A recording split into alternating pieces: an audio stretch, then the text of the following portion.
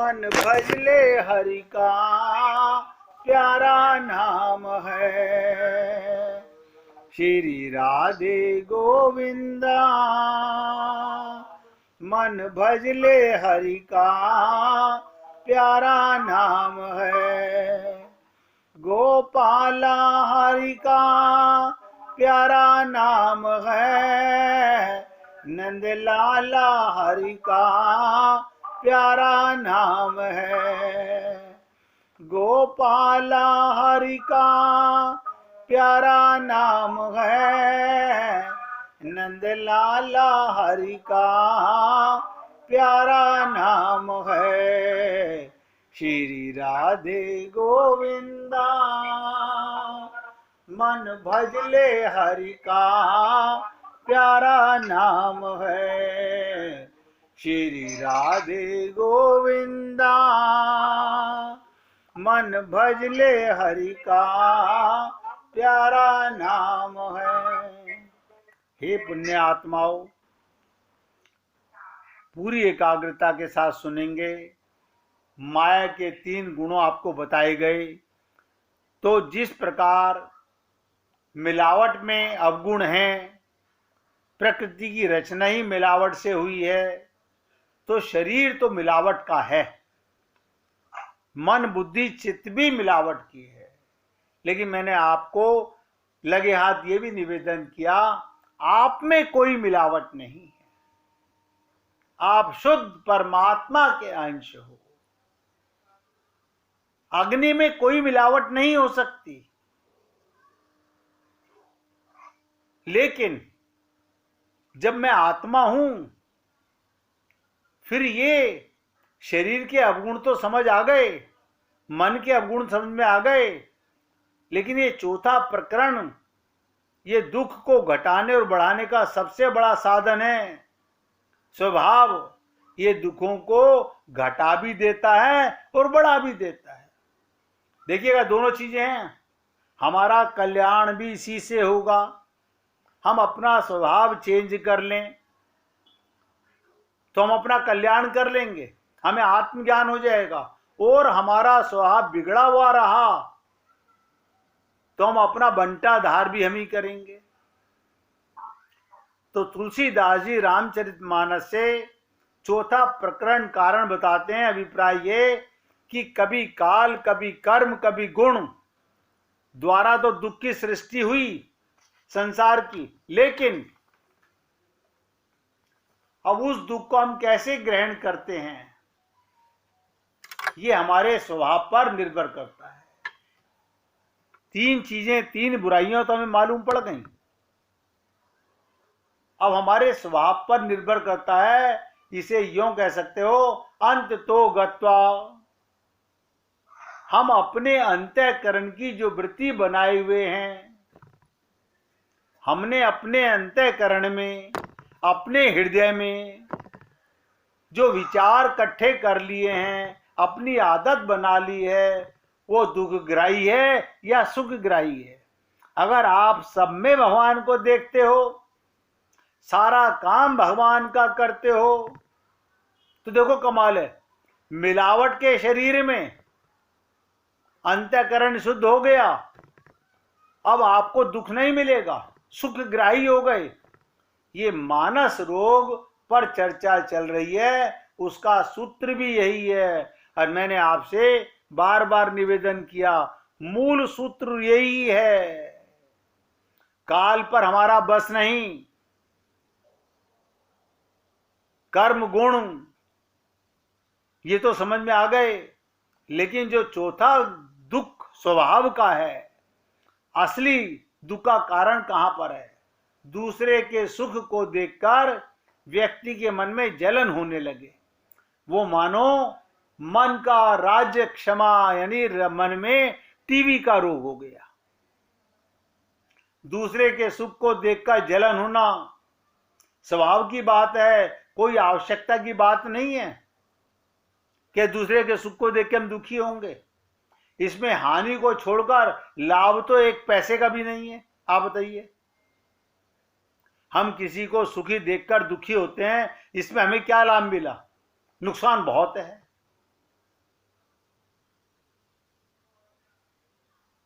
लेकिन कुछ लोगों का स्वभाव ऐसा होता है कि बिना कारण के स्वयं ही अपने लिए कष्ट की सृष्टि करते रहते हैं। हम कहीं गए, उसका वैभव, उसका ऐश्वर्य, उसका सुख देखकर हमें अच्छा नहीं लगा, यानी हमने अपने आप ही अपने लिए कष्ट पैदा कर लिया, कांटे बो लिए। उसने हमारी खूब हमारा सेवा की, तारीफ की, लेकिन हमारे मन में एक स्वभाव से कष्ट पैदा हो गया और वो लेकर हम घर पे आ गए। अब हम अंदर ही अंदर जल रहे हैं। आपका कुछ छीना नहीं है, उसने आपसे कुछ छीना भी नहीं है, आपने कुछ आपसे उसका कुछ चुराया भी नहीं है, आपका हक मारा भी नहीं है। ये हमने स्वयं सृष्टि की रचना कर ली और साथ ही साथ उसे दूसरे में भी विपरीत करते रहते हैं। हम सब ये अनुभव है कि कुछ लोगों से मिल मिलकर बड़ी प्रसन्नता होती है और कुछ लोगों से ऐसे होते हैं जो मिलते ही दुखड़ा रोने लगते हैं। देखिएगा, कुछ लोग मिलते हैं जीवन में, मिलकर के बड़ी प्रसन्नता होती है, और कुछ लोग मिलते ही अपना दुखड़ा रोने लगते हैं। थोड़ी देर की बातचीत में ही अपना सारा दुखड़ा अपने सिर पर उड़ेल देते हैं। जो सिर पे वजन लेके आए थे वो दूसरे के मुख उसमें डाल देते हैं। ऐसे लोगों से मिलकर बड़ी निराशा होती है। उनकी वृत्ति, उनकी सोच, उनकी आदत केवल दुख संग्रह करने की ही नहीं, वितरण करने की भी होती है। अब आप ध्यान से सुनिएगा, जिसके पास सुख है वो सुख बांटेगा, जिसके पास दुख है वो दुख बांटेगा, जिसके हृदय में जलन है वो जलन बांटेगा। हम उसे अपने अंदर नहीं रख सकते। जब तक हम चार लोगों से वो बुराई ना कर लें, हमें तसल्ली नहीं होती। हे पुण्य आत्माओं, क्योंकि आप और हम सब लोग अपना कल्याण करना चाहते हैं और हम चाहते हैं कि हमारा ये जीवन बिल्कुल निर्मल हो जाए, हमारा अंतःकरण मलिन ना रहे। भगवान ने कहा, निर्मल मन जन सो मोहि पावा। अंतःकरण के लिए मन कहा गया, निर्मल मन। और आपको मैंने बताया हमारा अंतःकरण सबका मलिन है, सबका मलिन है। उसे निर्मल करना हमारा फर्ज बनता है। लेकिन हम मंदिर में जाके पूजा कर रहे हैं और वहां जल रहे हैं, भून रहे हैं बैठे बैठे। ये क्या है? आदत बन गई हमारी। ये ऐसा रोग है, मैंने आपसे इसीलिए कहा था सबसे लास्ट में इस रोग पर चर्चा करेंगे, क्योंकि इस रोग की चर्चा लंबी और बहुत इंपॉर्टेंट है। ये राज ही, ध्यान रखिएगा, उस वृत्ति केवल दुख संग्रह करने की नहीं, उसे बांटने की भी है। जिसके पास जो चीज होगी वो वही बांटेगा। अब आप देखिएगा, कोई व्यक्ति भगवान का प्रेमी, वो आपको भगवान की लीलाएं सुनाएगा। कोई व्यक्ति माया का प्रेमी, वो माया की बातें बताएगा। कोई व्यक्ति शरीर अपने को मानता है, शरीर का रोगी, वो रोग की ही चर्चा करेगा, हाय हाय करेगा सारा दिन। आत्मा है लेकिन मानता नहीं आत्मा अपने आप को। तो ये राज हमारे सुखों को समाप्त करता रहता है। इस देह में हरि मिलत है, ये सुख की बात है। लेकिन हम कहते हैं, अरे भगवान से तो तब मिले, पहले दुखों से तो छुटकारा पाएं। देखो कैसी विचित्र चीज है, दुख कहां पर है? आत्मा में तो दुख है नहीं, और शरीर आप हो नहीं, मन आप हो नहीं, बुद्धि आप हो नहीं, चित्त आप हो नहीं।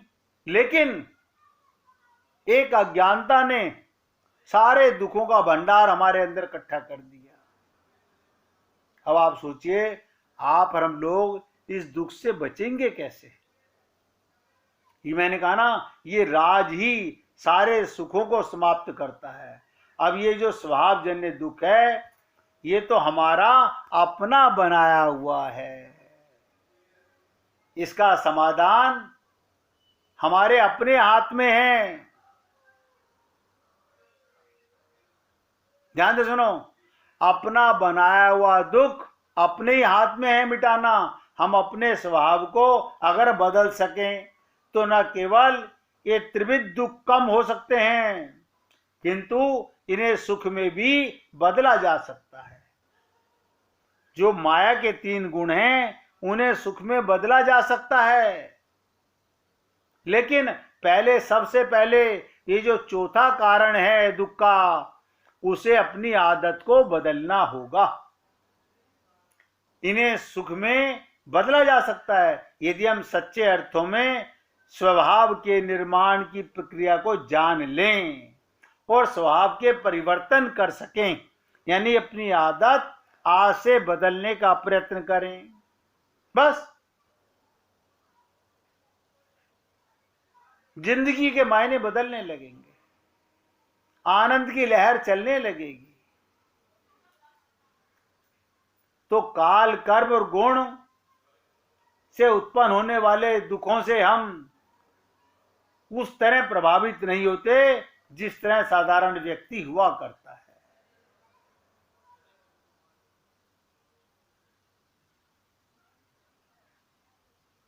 अब प्रश्न पैदा होता है, हर व्यक्ति जिस रोग से पीड़ित हो, और मैं तो आपको देखो निवेदन कर रहा हूं, हम में से कोई भी ऐसा नहीं होगा।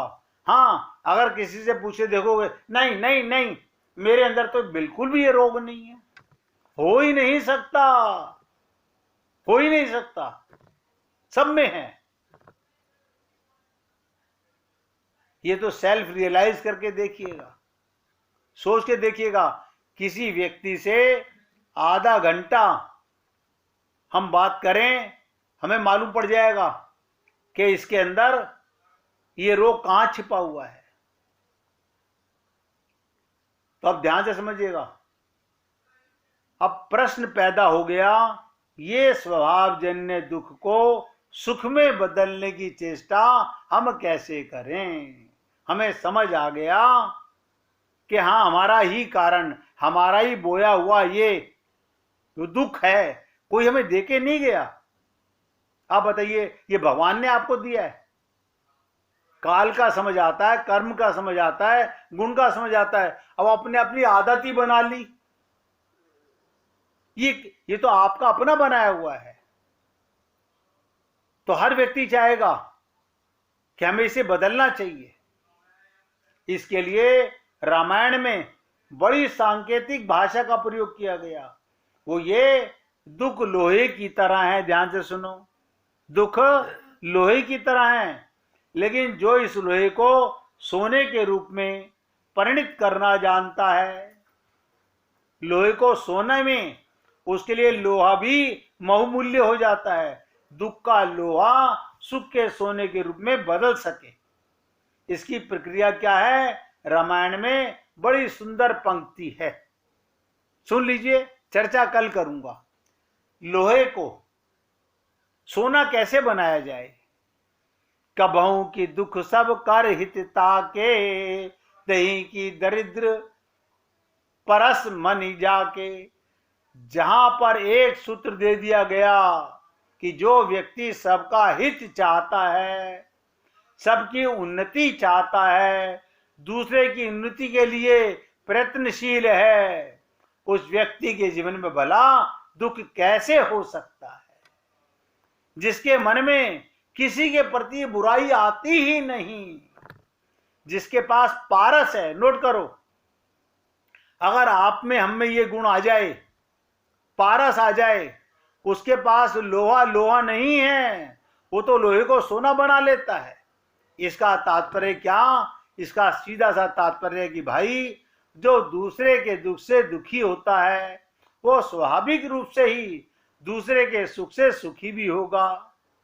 जहां ऐसी वृत्ति होगी, वहां स्वयं का कोई सुख दुख होता ही नहीं।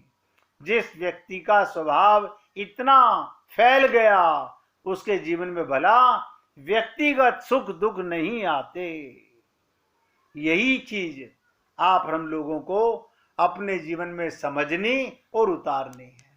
आज यहां रोक रहा हूं क्योंकि एक साथ बहुत सारी चर्चा करूंगा तो आप भ्रमित हो जाएंगे। अभी बता दिया हमारे अंदर रोग है, हम सब माने या ना माने, उस रोग को मिटाने की एक एग्जाम्पल बता दिया। लोहे को सोना कैसे बनाया जाता है? पारस बन के। क्या बन के? सुख में, दूसरे के सुख में सुखी और दूसरे के दुख में दुखी होकर के। अब एक आंखों देखा भक्त की लीला सुन लीजिएगा। इसके बाद जिसे भजन सुनाना हो, कल राजकुमार जी भी सुनाना चाहते थे, निकाल के रखना भैया। अयोध्या धाम से, ध्यान से सुनिएगा, अयोध्या धाम से लगभग 8 कोस पूर्व में सरयू जी के किनारे एक शिखा शेरवा घाट नामक स्थान है। वहीं श्रृंगी ऋषि का आश्रम है। वहीं पर श्रृंगी ऋषि का आश्रम है, जो अयोध्या के अंतर्गत 16वां तीर्थ माना जाता है। ये श्रृंगी ऋषि का आश्रम जो है अयोध्या के अंदर 16वां तीर्थ माना जाता है। मैं जिन भक्त की चर्चा करना चाहता हूं उनकी जन्मभूमि इसी स्थान के आसपास किसी गांव में थी। गांव का नाम मुझे नहीं याद रहा। ये भक्त गाय चराया करते थे।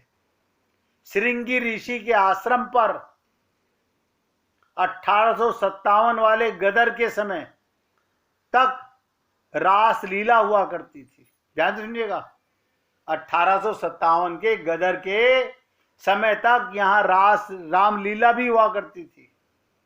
और इससे बचपन में सरयू तट पर गाय चराते समय रामलीला के दिनों में रामलीला देखने का इन्हें वर्षों तक सौभाग्य भी मिलता रहा। इन भक्त को जब रामलीला बंद हो जाती थी तब गायों को फैले हुए चरागाह में छोड़कर हमारे ये चरवाए बालक भक्त एकांत में बैठकर घंटों आंखें मूंद श्री राम लक्ष्मण का ध्यान किया करते थे।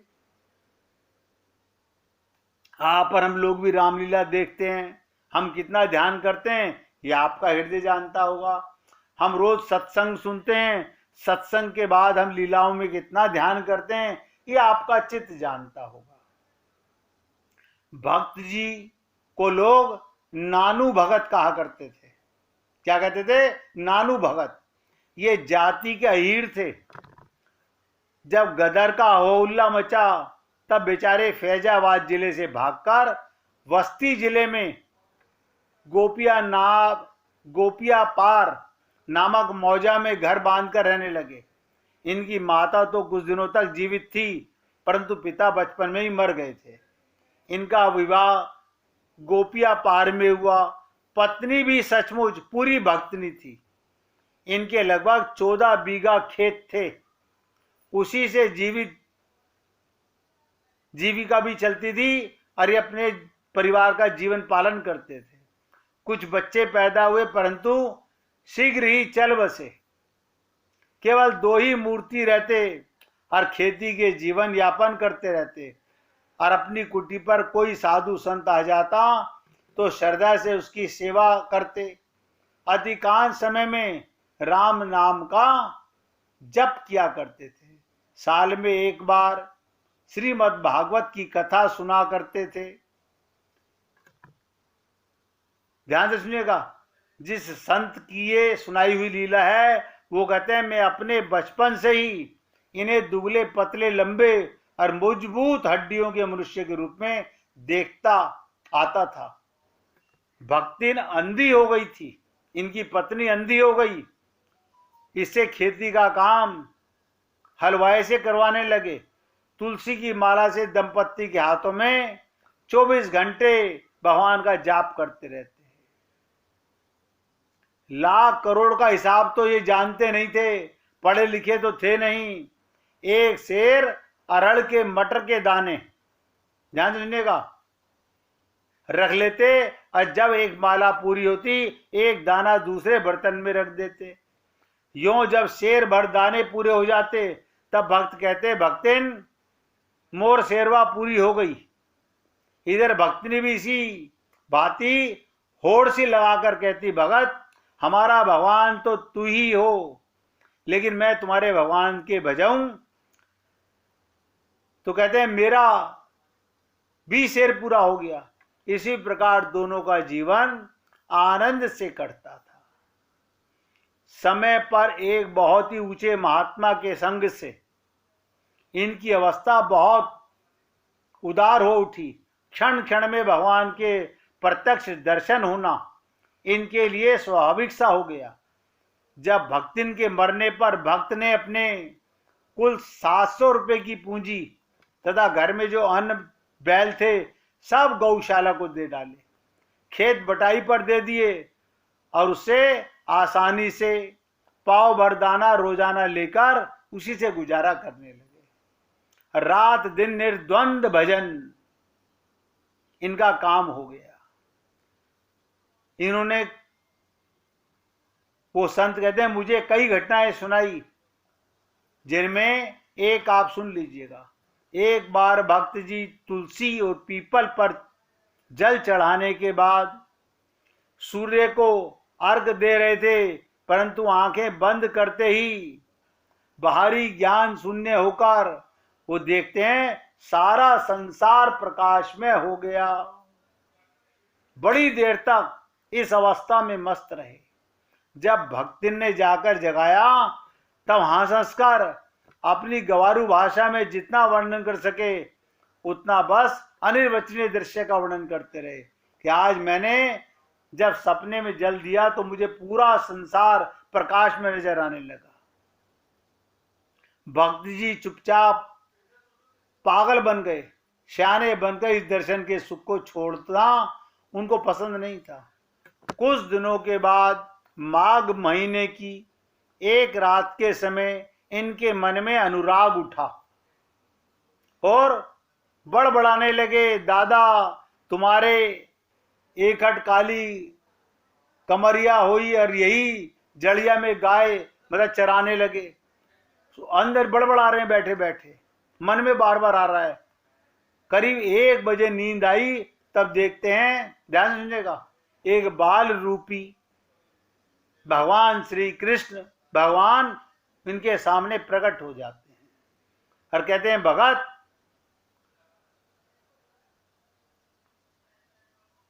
भक्त ने कहा क्या हुआ? वो भगत बोल रहे हैं। भक्त ने पूछा क्या हुआ? अब तक तो रोए रोए बोल रहे थे, अब कहते हैं हम जात बाटी, हम तो भक्त को होश आया, उठ के दौड़े और दादा दीनानाथ दीनानाथ करने लगे, यानी पीछे पीछे भागने लगे।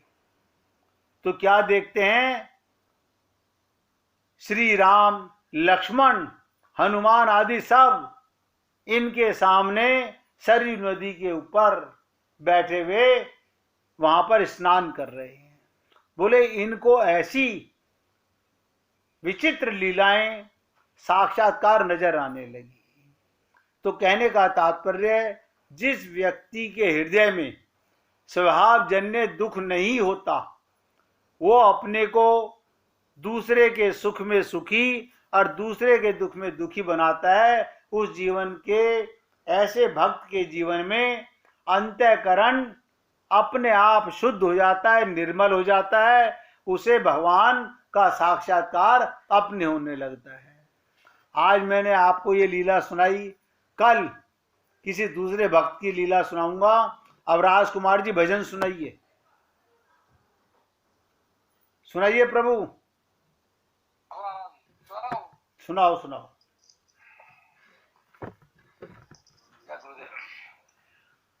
कुछ नहीं बिगड़ेगा तेरा हर शरण आने के बाद, कुछ नहीं बिगड़ेगा तेरा हर शरण आने के बाद।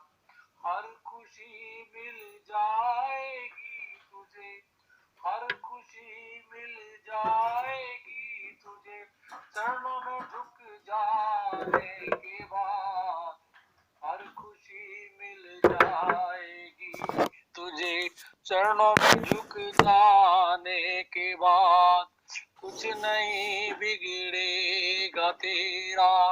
हरि शरण आने के बाद प्रेम के मंजिल के राही कष्ट पाते हैं मगर, प्रेम के मंजिल के राही कष्ट पाते हैं मगर, बीज फलता है सदा मिट्टी में मिल जाने के बाद। बीज फलता है सदा मिट्टी में मिल जाने के बाद कुछ नहीं बिगड़ेगा तेरा। हरि शरण आने के बाद देख कर काली घटा को ऐ भ्रमर मत हो निराश। देख कर काली घटा को ऐ भ्रमर मत हो निराश। बंद कलियां भी खिलेंगी, बंद कलियां भी खिलेंगी रात ढल जाने के बाद। बंद कलियां भी खिलेंगी रात ढल जाने के बाद कुछ नहीं बिगड़ेगा तेरा। हरि शरण आने के बाद पूछो इन फूलों से जाकर, पूछो इन फूलों से जाकर छाई कैसे है बाहर। पूछो इन फूलों से जाकर छाई कैसे है बाहर। कब तलक कांटों पे सोया, कब तलक कांटों पे सोया डाल पर आने के बाद। कब तलक कांटों पे सोया डाल पर आने के बाद कुछ नहीं बिगड़ेगा तेरा। हरि शरण आने के बाद जब तलक है भेद मन में, जब तलक है भेद मन में कुछ नहीं कर पाएगा। जब तलक है भेद मन में कुछ नहीं कर पाएगा। रंग लाएगा ये साधन, रंग लाएगा ये साधन भेद मिट जाने के बाद। रंग लाएगा ये साधन भेद मिट जाने के बाद कुछ नहीं बिगड़ेगा तेरा। हरि शरण आने के बाद हर खुशी मिल जाएगी तुझे, हर खुशी मिल जाएगी तुझे। चरणों में झुक जाने के बाद कुछ नहीं बिगड़ेगा तेरा। हरि शरण आने के बाद बोलिए वृंदावन बिहारी लाल की जय। जय जय श्री राधे, जय जय श्री राधे। बोलिए लाल जी का मंगल हो, सभी भक्तों का मंगल हो। सबको राधे राधे भैया, सबको राधे राधे भाई।